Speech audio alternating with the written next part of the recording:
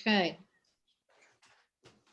Great to see you all. And I'm glad to see that you got the message that we were a week late because of the holiday last week, Shavuos. And I hope that you had a great enlightenment at Mount Sinai last week. So we'll see how that goes. Let's start with our guest for tonight, who is going to inspire us, Rabbi Mike Comins, who is a native of Los Angeles and a graduate of UCLA. Oh.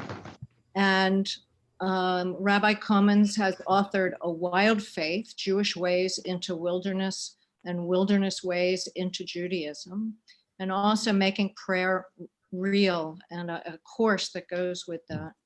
He made Aliyah and lived in Israel for 15 years, and he studied at Pardes Institute, earned his master's in Jewish education from Hebrew University, and then was ordained in the Israeli rabbinical program at Hebrew Union College Jewish Institute of Religion, my alma mater as well.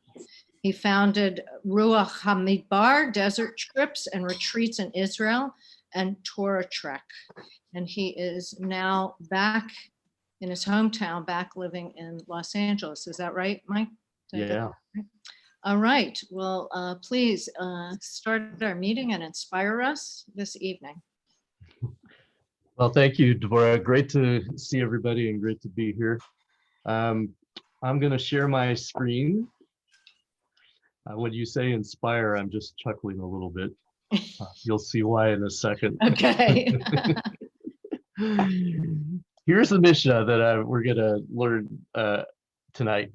This is from Baba Batra, and this is about Rabbi Akiva's in there, so this is about at least 1,800 years old. Explain a little bit about what Mishnah is.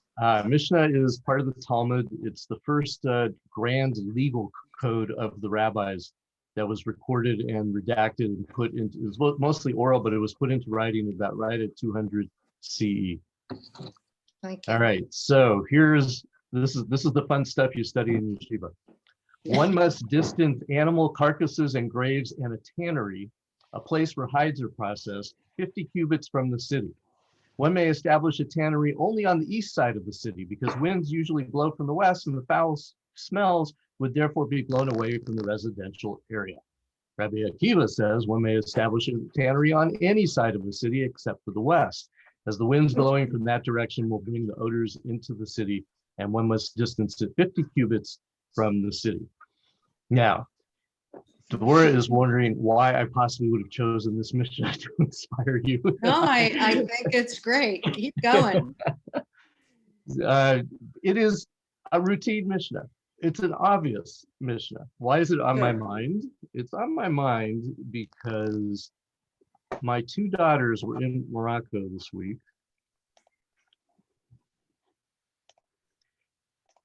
And they sent home these pictures.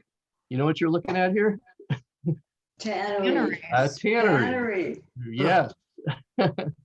So here's a little video of it, right? This looks probably not too different than a tannery in Rabbi Akiva's day. And what they did in order to, when they toured it, was they gave everybody a huge handful of mint leaves, and they walked around the tannery with the mint leaves up their noses so that they could bear the smell of the tannery. So that's one reason that's on my mind. What's the other reason that it's on my mind? Yesterday, I got to read the action alert that we're going to deal with today, which is that we're going to support the new infrastructure bill. The infrastructure bill is essentially doing what the rabbis did with the tannery. In other words, the rabbis were concerned about the commons, about protecting it and strengthening it so that nobody unduly suffered due to one person's economic activity. Right. And what we're looking at with the infrastructure bill is a huge attempt to strengthen and protect the commons and make it so that we can all create the conditions where everyone can live and thrive in the world. And the big difference between their time and our time is that the commons, completely unprecedented in human history, the commons is now the entire planet. There is no place where life, and it's not just humans, it's all life. So when we go to work to strengthen the commons, we are doing something that you would think would be routine. And it is, it's a no-brainer, right? Should we destroy the very biological systems that allow life to thrive, or should we strengthen them and protect them? I don't understand. That's totally not controversial, right? And yet in our day, we are taking this routine thing that we need to do, and it's causing us to be exceptional people taking exceptional action to protect the commons. So Yasher Koach to us, Yasher Koach to the work that we're going to do. It's holy work, and it's routine. It's not sexy. It's kind of like that Mishnah, but it's what we need to be doing right now. Great. Thank you. I just want to apologize right now. I have to leave at half after the hour, so I will look forward to participating through that.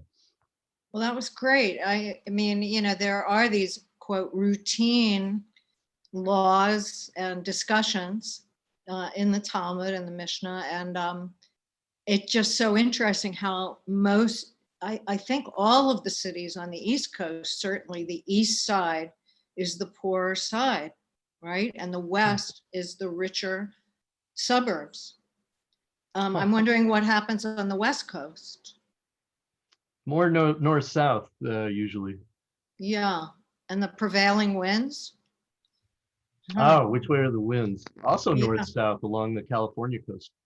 See, so the South ends up getting the brunt of things. At least in Central California here.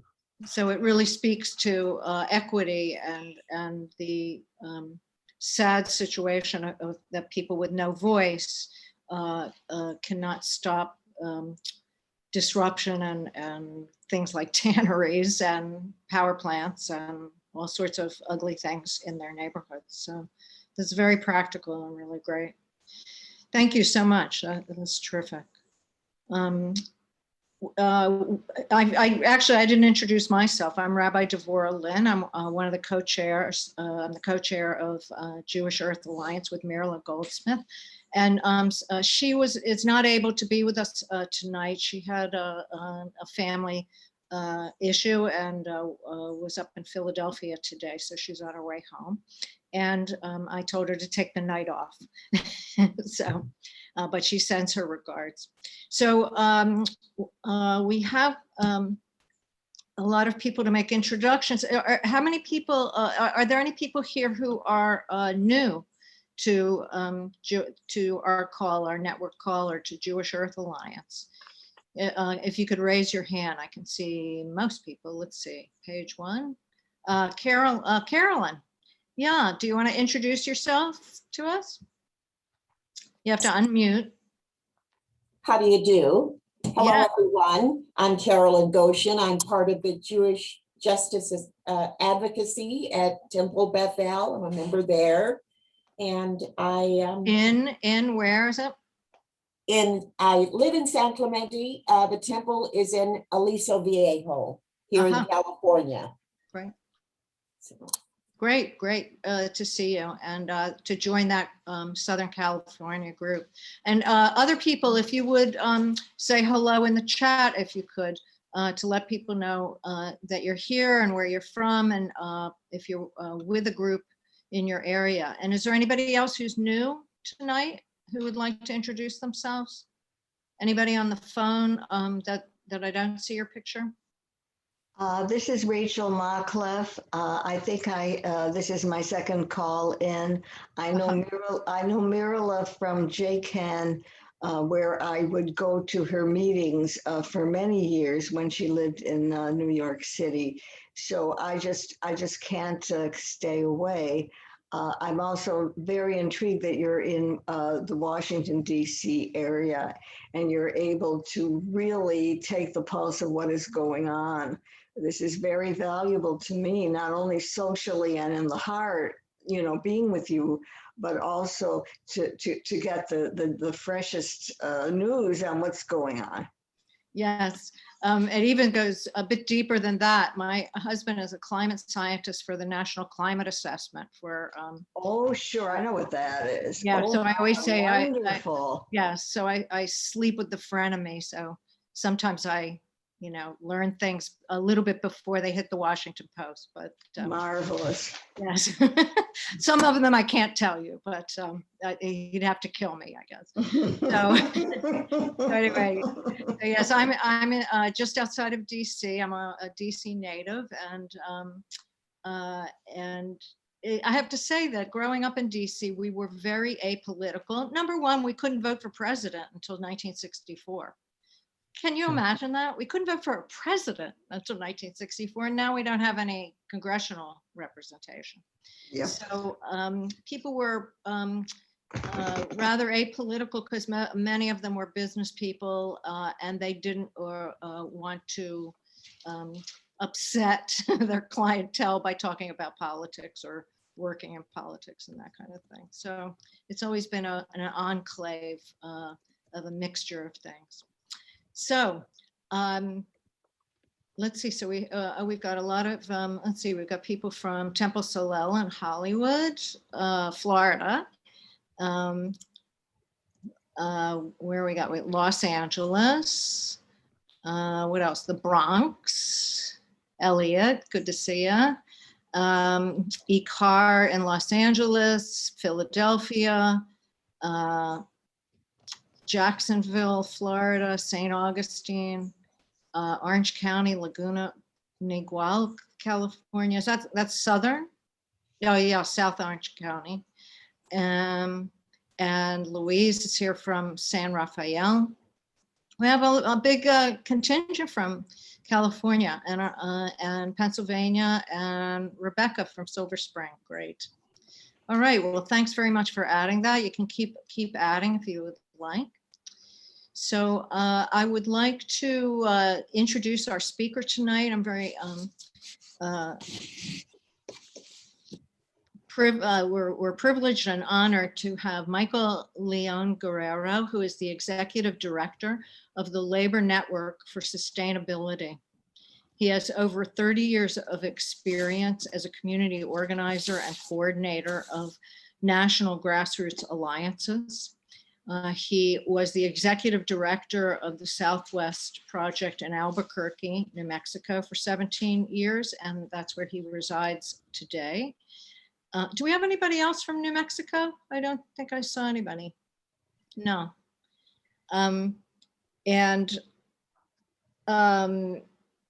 Organizing local, state, and regional campaigns that resulted in progressive environmental and economic justice policies and cleanup of polluted sites. He served for 8 years as the national coordinator of the Global Justice Alliance, and Michael was later the national coordinator for the Climate Justice Alliance, to an effort led by environmental justice organizations for a just transition. And Michael now serves on the board of Greenpeace, and he previously served on the board of Jobs for Justice, was a member, was a US representative to the World Social Forum on International Council of the US Social Forum. He was the representative for us on that. And so now he's working at the Labor Network for Sustainability, and he's going to talk to us about his work there, which is definitely a part of our action alert, and will give us more depth to help our letter writing in that regard.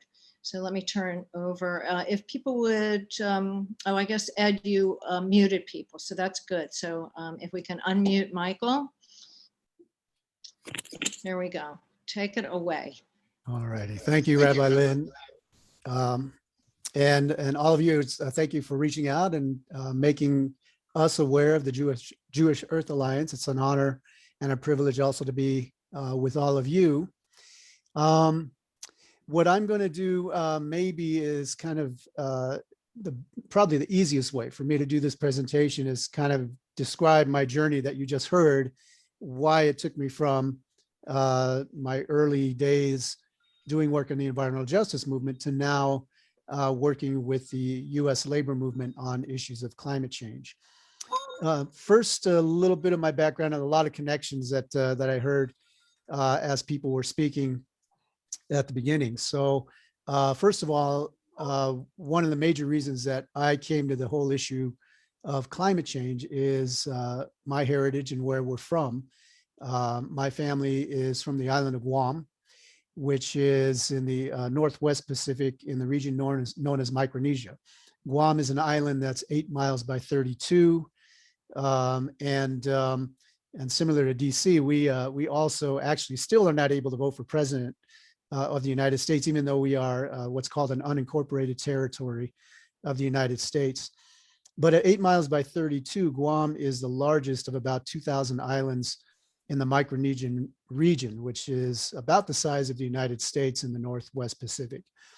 So as you can imagine, rising sea levels, the acidification of oceans is having a dramatic impact on our islands. And many of them are already experiencing the loss of their coral reefs, which, for those of you who live on the coast or on the islands, know how important coral reefs are really to the life of the entire population. So our entire heritage is at risk. And some, as I saw in the materials that were shared, some of the folks in our islands are already making plans to relocate permanently because their islands will soon be underwater within the next 50 years. So that's one of the things that brings me to this. And then about 30 years ago, well, more like 35, I started work here in New Mexico. I actually grew up primarily in Southern California. I'm also a University of California grad, but up north in UC Berkeley. And I came to New Mexico on an organizing internship, working with a community organization here called the Southwest Organizing Project back in 1987. So yeah, believe it or not, I was a youth intern back then. I was the first in the organization. And I came right at the time when environmental justice, it wasn't even called that back then, but it was becoming a major issue in the United States. And we came to that issue based on community surveys that we did in our organizing work, where we found out what people saw as priorities are what they called neighborhood maintenance or health issues in the community.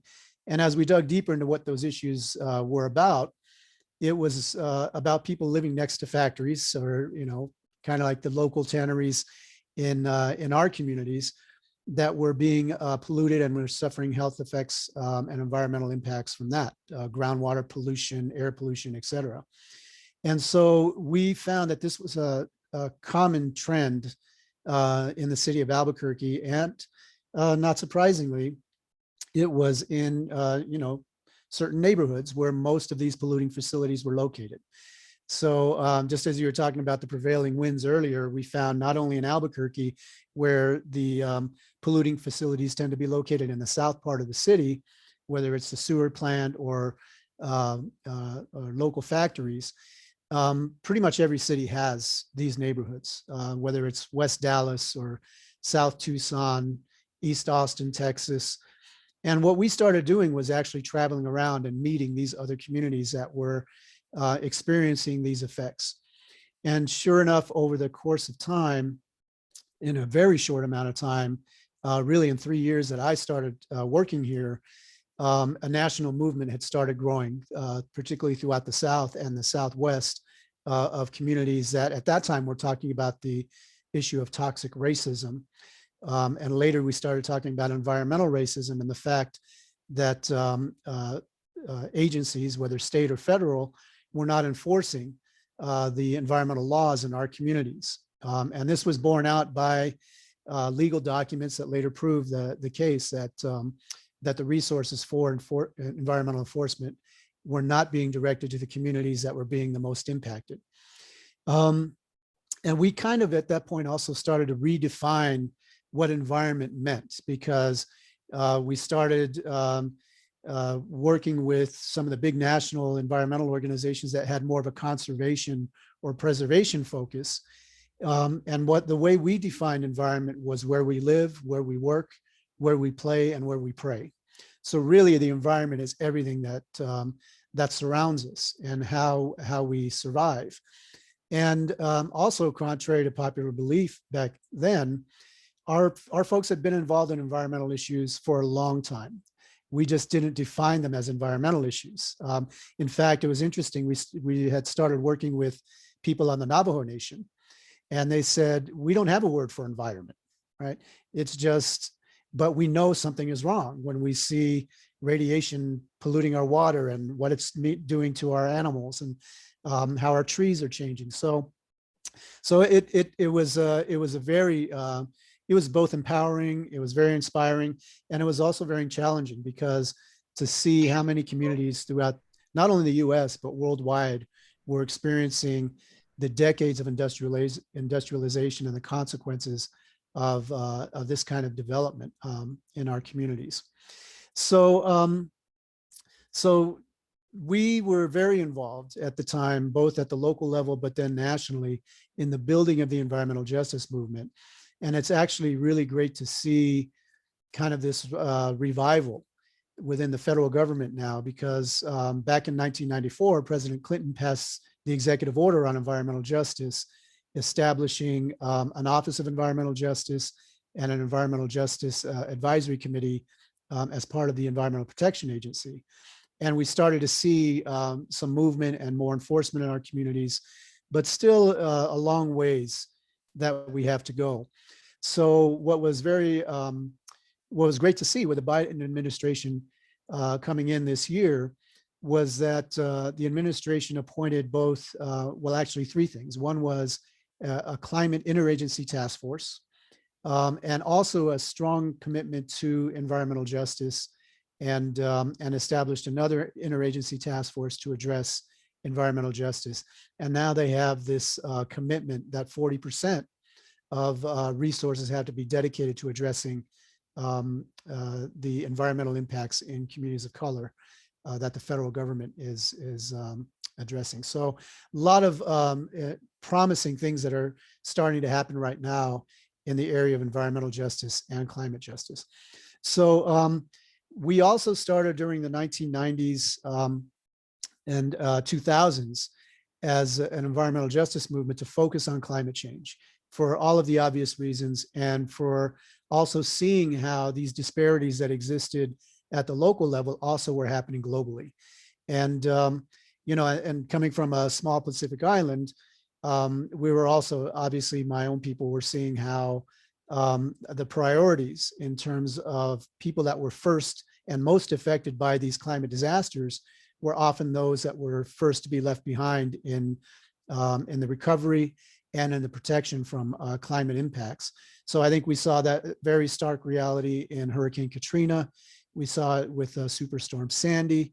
We saw it with Hurricane Maria in Puerto Rico. We saw it in Houston with the recent hurricanes there. The Philippines, where the strongest typhoon on record, Typhoon Haiyan, had a devastating impact. And to this day, millions of people in the Philippines consistently experience devastating climate disasters in their communities. And so we felt it was really critical that the environmental justice start to play a leadership role in addressing climate change as well, because obviously our survival depends on it. So, so anyway, so in 2014, I became the executive director of the Climate Justice Alliance, which now includes about 70 local organizations that across the country that are working for not only climate resiliency, but climate solutions as well. And one of the big things that we did was help to organize the People's Climate March in 2014 in New York. And then also started talking about just transition and what it meant to shift from an extractive and polluting economy to a clean, renewable, and sustaining economy for all of our communities. So I did that work for about 3 years. And then in 2016, I met the Labor Network for Sustainability. So LNS is a national network of labor activists and leaders, unions and other worker formations And the purpose of the Labor Network for Sustainability is really to build bridges between the environmental justice movement and the labor movement to address the climate crisis, and also to push us faster, all of us, because we all know the sense of urgency now that we're facing, and that how quickly we have to transition out of from a fossil fuel economy. But it was also very clear that even though there's not necessarily a dichotomy or a contradiction between jobs and environment, there is a very real divide between segments of the labor movement and the climate and environmental justice movement. And we could see that obviously in the fights over pipelines like Keystone XL, the fight over Standing Rock and now Line 3, but on and on. Any fossil fuel facilities where there's a fight to really shut down these facilities, oftentimes it's the workers that are pitted against communities in that fight. So to me, that is actually the fundamental dividing line. It's one of the biggest fault lines in our movement that keeps us from moving forward effectively in addressing climate change. The bold solutions we need, without the U.S. labor movement, with 15 million members, still one of the most powerful social movements in the country, without the labor movement fully on board, we're just not going to move forward as effectively and as ambitiously as we need to be. So that, again, I don't want to totally, this is not an ad for President Biden, but the fact that he's framing it as Build Back Better, that he's framing the solutions to the climate crisis as about jobs and creating jobs it's creating a political opening for us to be able to speak to the labor movement about what the possibilities are and what the opportunities are to move forward. Last year, the LNS we conducted was called a Just Transition Listening Project. And the purpose of the project was to basically hear from workers, because we wanted to know why there is such strong opposition and skepticism within the labor movement to climate solutions. And part of the reason is that there's been such a bad history in this country of economic transitions where workers and communities have been left behind. And I think we've seen the consequences of that in places like the Midwest, really all parts of the country, whether it's the textile industries in the Northeast, the auto industries in the Midwest, also textiles in the Southwest here, where jobs were picked up and moved to Mexico and eventually to China and other parts of the world. And President Trump liked to say that Mexico won with NAFTA, with the North American Free Trade Agreement, which we know is not necessarily true. NAFTA also forced the displacement of millions of farmers from the countryside that really were meant to work in the factories along the border region. And those factories picked up and moved to China, leaving millions of people out of work along the border, and now have created an immigration crisis, along with the migration crisis that's being created by climate change. And so that tension is only intensifying for all of our communities throughout the world.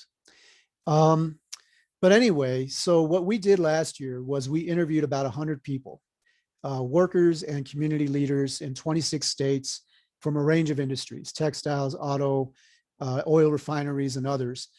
And because we thought the voices that were missing in this whole process were those people that lived that experience directly. And I think probably the main takeaway we got in those conversations, and they were really moving and inspiring conversations that lasted anywhere from an hour to 2 hours, was the trauma that people actually experienced.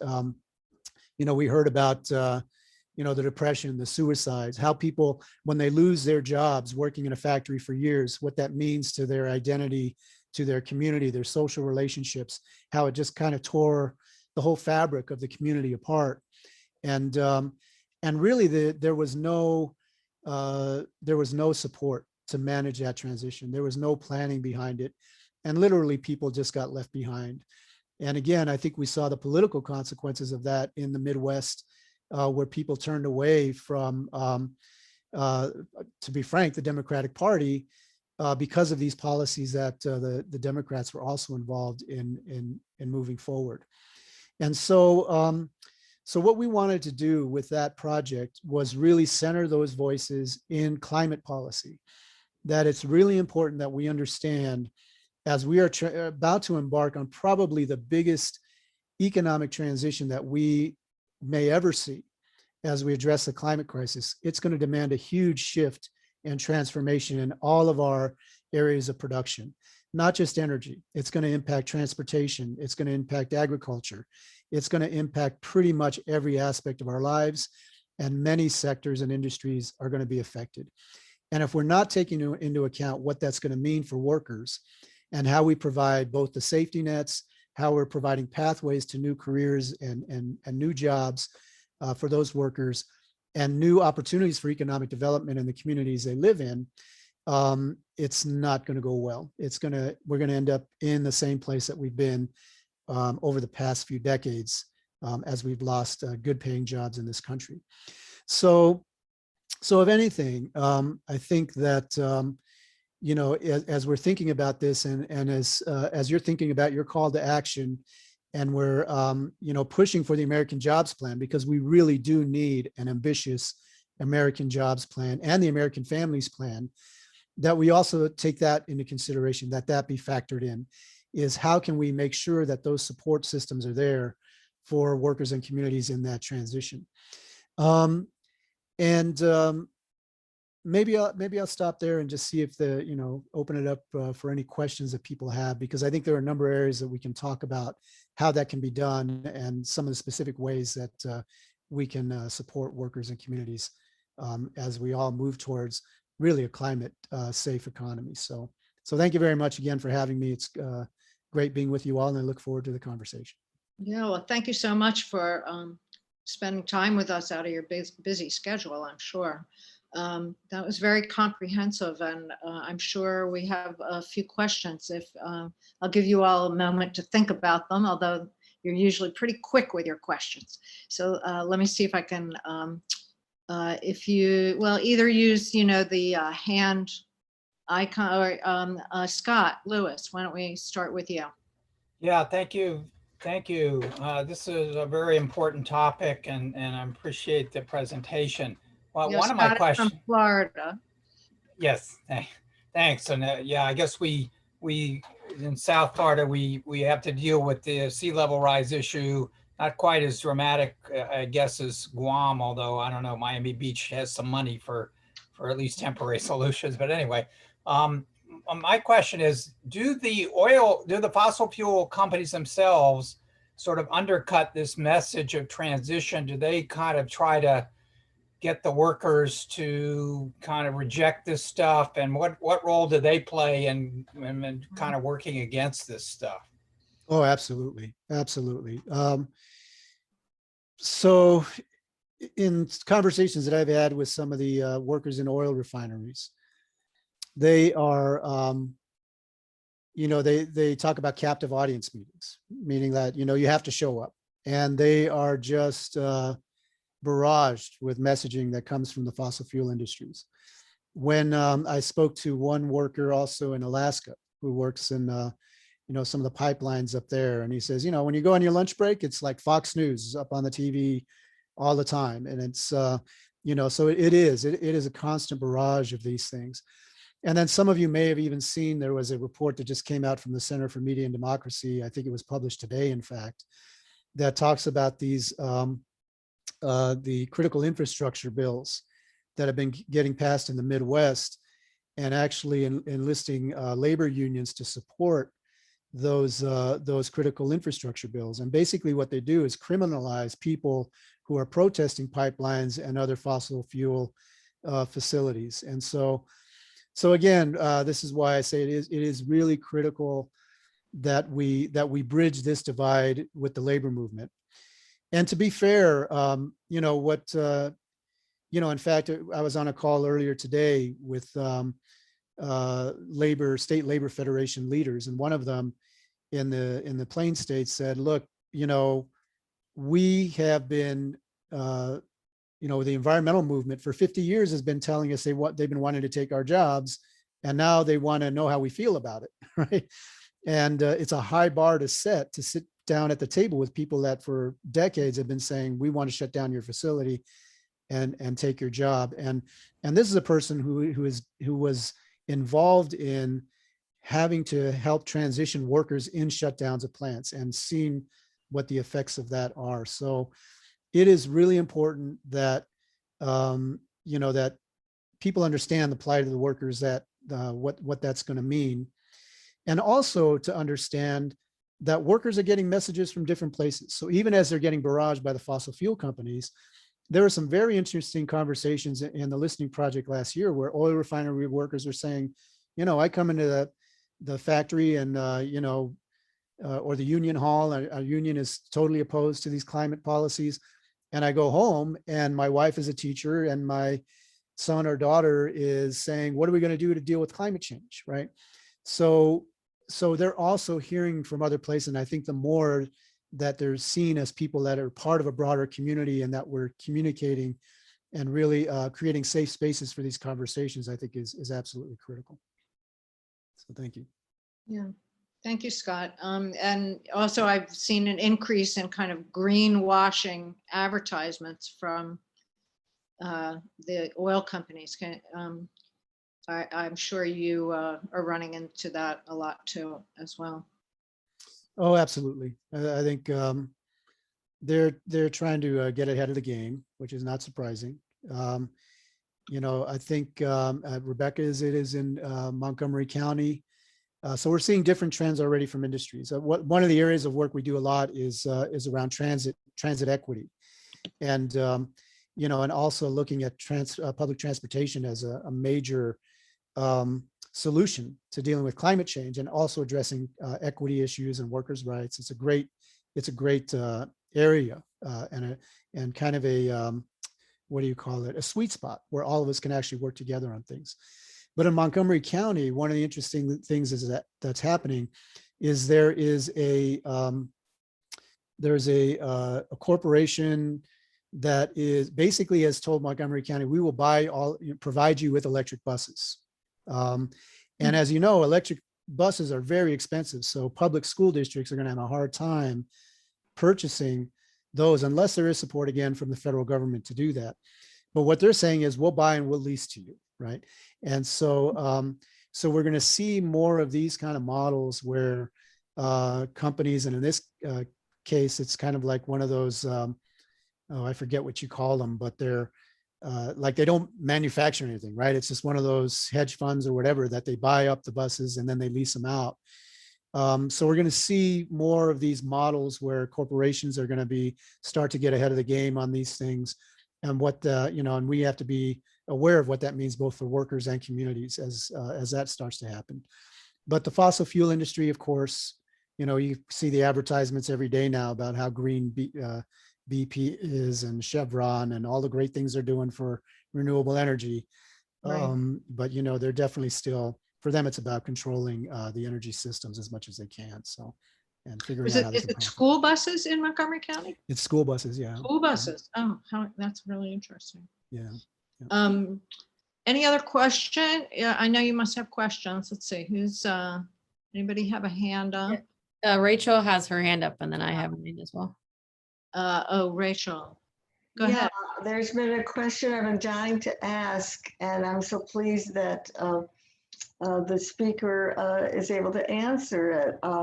In my green group, we read through hundreds of pages of a select committee of Congress on climate change, and they have many, many, many proposed bills on how the federal government could help workers who lose their job. But they all seem to be very bureaucratic, that there would be a form to fill out and there's an agency administering it and stuff like that. And when you look at the news, a lot of workers and communities lose their jobs immediately.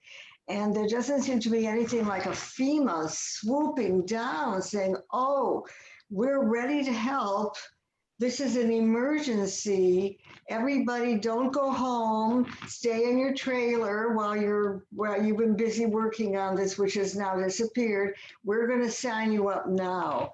Am I being impractical, or am I being realistic? Because to make workers suffer for years while somebody learns that there's an agency they can apply to does not seem very ideal. I am so glad you raised that point. And you're not being, it is realistic. It is a real problem that came up in our interviews with people.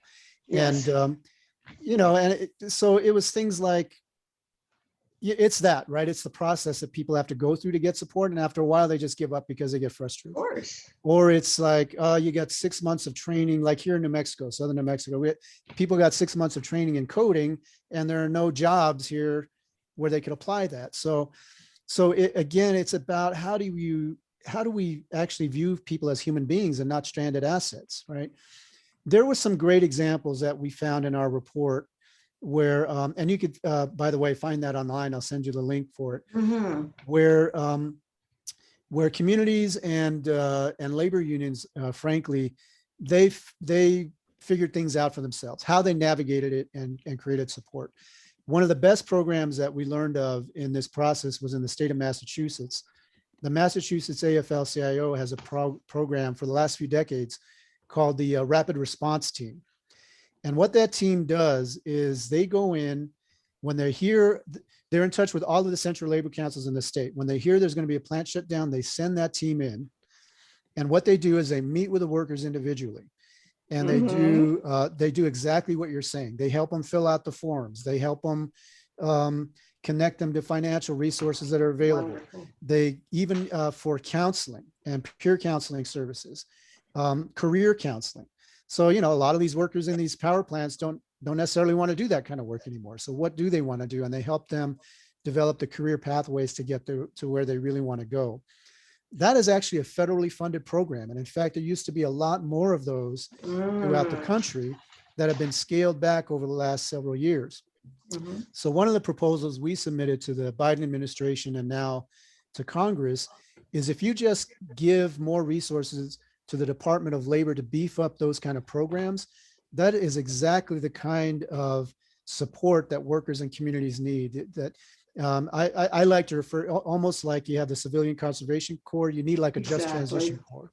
You need thousands of people that do what Massachusetts does to go in and work directly with people and treat them as human beings as they go through this process. So that is a really excellent point, and thank you for raising that. And we need thousands of jobs to be filled from after the Absolutely.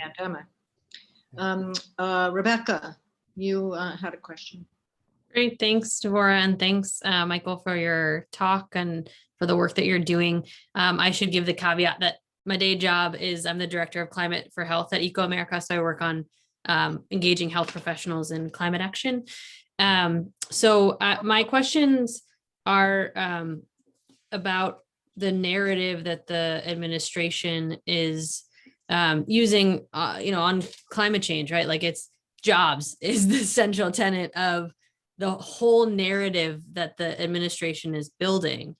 And in addition, justice, right? They talk about you mentioned EJ40 and talking about, Administrator Regan is really rebuilding the core tenets of environmental justice within the EPA. And then, of course, this all of government approach, right? Like, what are the other agencies doing as well? So my question is, the chorus couldn't be more thrilled about this, right? And sort of the core support of the administration. But what is the jobs narrative? How is the labor, how is the labor movement receiving that message? Is it felt as authentic? Is it felt as is it, are they believing it? Like what? And then how are they also receiving the justice message? Because like you've mentioned, there's been a tension, when I worked on cumulative impact legislation in Maryland for years, the labor unions came out every single year and opposed the legislation, because if you are preventing construction of new polluting facilities in neighborhoods, you're denying job, it's just, so how is the labor movement receiving the jobs narrative, and how are they receiving the justice narrative, from the current administration? Yeah, that's a great point. It's mixed. I think there is some level of skepticism. I think there's some level of resistance in particularly fossil fuel unions and building trades that because it's true that a lot of these industries are very high paying jobs, and, part of the narrative they put out there is like, solar installation, you're lucky if you're getting $15 an hour, where, I've got a career here now that's making $100,000 a year. Why am I going to give up this job to go do Sure, that? Right. for Which sure. is, granted, it is a simplified narrative. But, so another one of the oil workers that we talked to in an oil refinery said, look, I'm looking, this is a young man, first person to graduate from his family, he's Chicano, and he's like got a good job in the oil refinery. And he's like, I know I'm not going to retire in this job, and I'm trying to find where I can go. I can't find anything comparable. So that is real. And so I think the Biden administration's message is resonating with a lot of people that are in that situation where, and partly I think it has to do with his credentials working with the labor movement over the past. So that's helpful. Sure. But I think, what we're also hearing from the labor movement is that it's going to happen. Whether we like it or not, these changes are going to happen. And more and more we're hearing folks say, we better get on this train because if we don't, we're really going to be left behind. So I think that's where we're starting to see the openings. And now people are like, okay, what do we do? How do we manage this then? Where do we go for support, and how do we engage in all of this? So I think there is still going to be resistance. There's also going to be tensions still between the environmental movement and the labor movement over questions like carbon capture, which is being heavily promoted by the fossil fuel industry and parts of the labor movement. And for the environmental justice movement, it's a non-starter, right? The White House Environmental Justice Committee just came out and said, we're against nuclear and we're against carbon capture. And Gina McCarthy, who heads the interagency task force, said, we got to have an all of the above strategy. And it's going to be hard to get around that, as long as we're going to need Joe Manchin's vote and, Sinema's vote and some of the other Democrats that are, going to be more on the fence line. It's going to be hard not to get some of these other provisions in there that are going to make us uncomfortable. So, but I think there are openings, but it's these tensions are still going to play out for a while. They're not going to go away. And I think we just need to keep working at it and figuring out how we can all get to the table and, like I say, create safe spaces to work through these things. Sorry. I was just going to say, and I know Maryland is a hard case. We have two staff people working there too, in Maryland. And in fact, our founder, who started the organization in Maryland, Joe Uline, said it is one of the toughest places when it comes to environment and labor of any of the states. So Really? yeah. Huh. We're a lot more, issue. we're very purple as a state. People think we're blue, and it's very purple. And I grew up in Baltimore, right? Like it's, where the steel industry was there and then it wasn't. And that hits people really hard. And people have this memory of the good old days and the, when you could have a one income household and send your kids to college. And it really, and that doesn't go away. That's generational, in terms of like understand. Yeah. So I totally get it. But as a follow-up to that, I think a question is, there's been, like you've mentioned, decades long tension between the environmental movement and the labor movement. Some of those tensions exist with the environmental movement and the racial justice movement, because the environmental movement, in 1970 said, like, we don't really have time for justice right now. Like, that's a fringe issue. Like, we'll get it to, which is why it wasn't until 1987, right, that the environmental justice movement could come to the fore. But what you're talking to a group of faith leaders, and I also work with health leaders. We care about environmental issues. We center environment, but we perhaps lead with a different approach. Are there things that we can do? Are there things that the faith sector can do? Are there things that the health sector can do to work to build partnerships with labor that could get to environmental solutions, but perhaps because we're leading, from a different place, that there's progress to be made. What's your advice for Oh, that? Thank you, absolutely. Rebecca. That's exactly what I was going to ask is what can we do? Yeah, no, absolutely. A lot of people don't know this, but the faith community in the early years of the environmental justice movement was absolutely critical. Back then, there were a lot of the big denominations,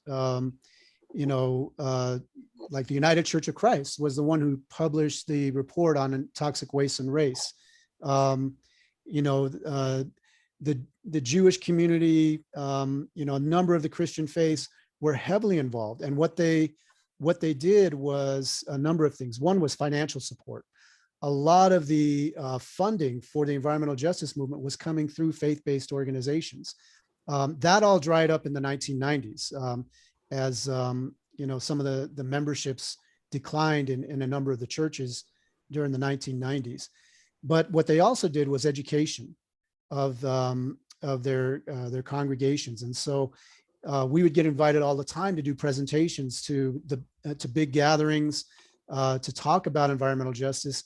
They would develop policies within the churches and the synagogues, and it was a whole really massive education program that went on in the faith communities throughout the United States. And it's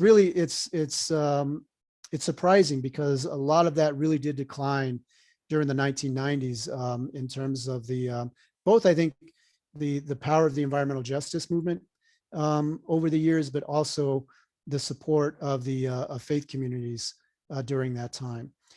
As I said earlier, workers they're whole people, right? They hear from their kids, from their spouses about climate change. And if they're hearing it in their synagogues and their churches as well, these messages, if synagogues and churches are setting up places for these conversations to happen, that's going to help a lot to counter the messages that they're getting in the workplace and from their bosses. And so I think there's plenty of work that can be done in terms of setting up these conversations, because oftentimes I think we need more or we need community organizing strategies and faith-based strategies as much as we need labor organizing strategies to work with the labor movement. So. And are there specific members of Congress we know Manchin is some of that one that we're speaking with, and I'm just thinking of other people you may think might cross the aisle, but we don't have, we're realistic. But is there anybody that we should target? Yeah, that's a good question. I think I would have to get. Think if you want to think about it and get back to me. Yeah, we have folks that are kind of looking at that right now, and we can definitely get back to you with some ideas on that. But yeah. Right. Yeah. Right. Well, great. Well, this is terrific, and Rebecca put a couple of links to things to read and all sorts of interesting stuff in the chat if you want to look at that. And thank you very much, Michael. It was really great meeting you and hearing about the work of your organization. And I hope that we'll continue to have a relationship with you as well. Sorry, I thought Maury had a really good question in the chat about the Ford electric pickup. Oh yeah, Maury so wanted to know how significant is the Ford's new electric pickup truck, since we're not ready for only electric vehicles on a large scale. Yeah, I think it is significant. And I think that more and more of the auto companies are starting to invest in electrification. A lot of it is going to depend on the infrastructure that they put together. And so I know there are folks in the administration that are looking at that right now. And so, yeah, I think it is. I think the other reason why it's significant is that it is Ford. And, one of the big criticisms of Tesla is they're very anti-union. And so, for auto workers, that's been a big issue for them, is that, just the fact of promoting a company like that has been anti-worker to the extent that Tesla has, doesn't sit well with unions. So the fact that Ford and GM and others that do have unionized workers, that makes a big difference to them. And it also allows them to keep jobs in their own communities that otherwise would be going away. So yeah, I think it is. And by the way, one of the interesting proposals we've seen from in terms of the infrastructure for charging is from the postal workers, and particularly the Canadian postal workers have said, we've got a post office in every community in the country. We can put charging stations in all of these, right? So and the American Postal Workers Union has started to pick that up and adopt that idea as well. So, but we think that's the kind of innovative thinking that we can be doing as well in terms of how do we think about our communities and our infrastructure in different ways. Very cool. There was an editorial in the Post, actually, or not an article in the Post about the Chamber of Commerce had been only supporting Republican candidates, and now they're talking with Democrats and supporting them. Does that have any effect on what your work? Oh, absolutely. Yeah. You know, Colorado is another case where, you know, they started a just transition office and have a really great program. And the Republicans were adamantly, unanimously opposed to it 2 years ago. And now it's come up for funding. And about 40% of the Republicans are now supporting it. So we are seeing some shifts at that level as well. So we're hoping that it does create more political openings for us to be more ambitious. That's great. Great. As Steve Katz said, the post offices could make money now. Absolutely. It's a good idea. Well, thank you so much. This has been very informative, enlightening, and we really appreciate you being with us tonight. Likewise. Thank you for the invitation. So I wanted to, yeah, you're welcome. I wanted to give our new steering committee member, Amy Finkelstein-Dick, a few minutes to talk about the action alert. She is helping Mirala write it, so she really has dug into it. So Amy, would you like to review that for us for a bit? I'm going to make this real quick because it's almost 9 o'clock.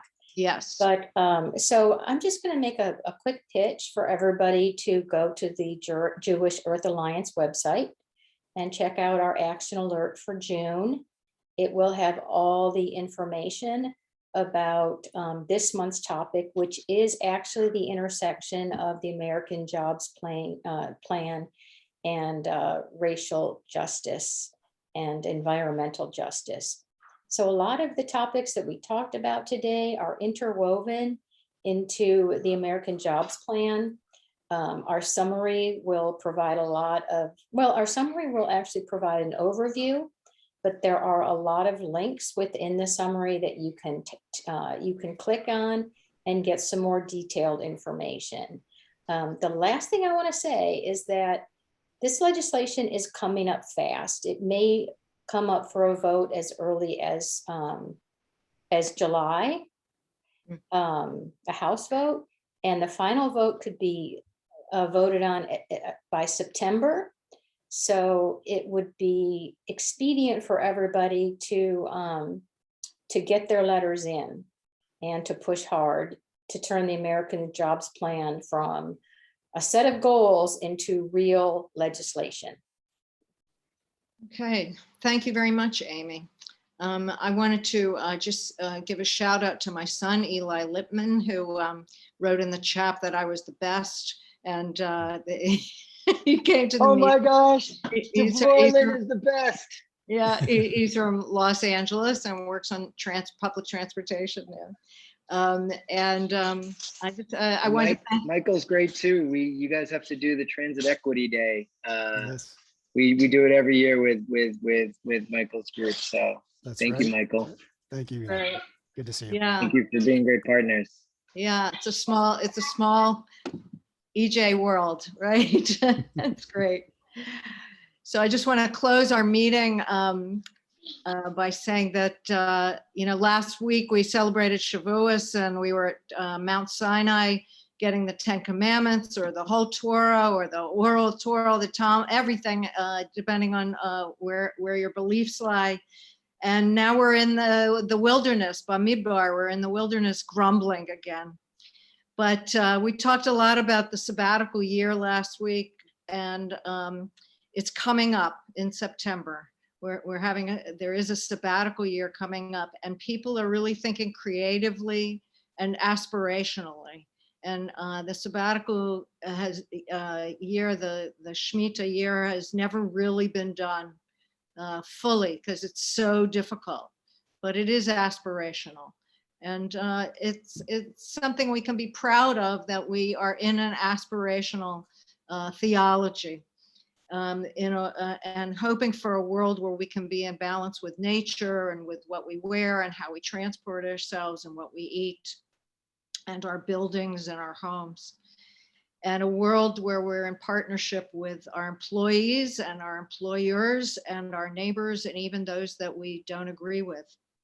So I want to say, tzedek, tzedek tirdov. May all of you righteous ones who are occupied in this sacred work gain strength from each other, our honored guests tonight, and the miraculous creation we see all around us, including the trillions, the billions and trillions of cicadas that are falling from the trees, coming up from the earth and in the mid-Atlantic. If you haven't heard what they sound like, you should go. If you're on the West Coast, you should go to a YouTube and see what their symphony sounds like. It's amazing.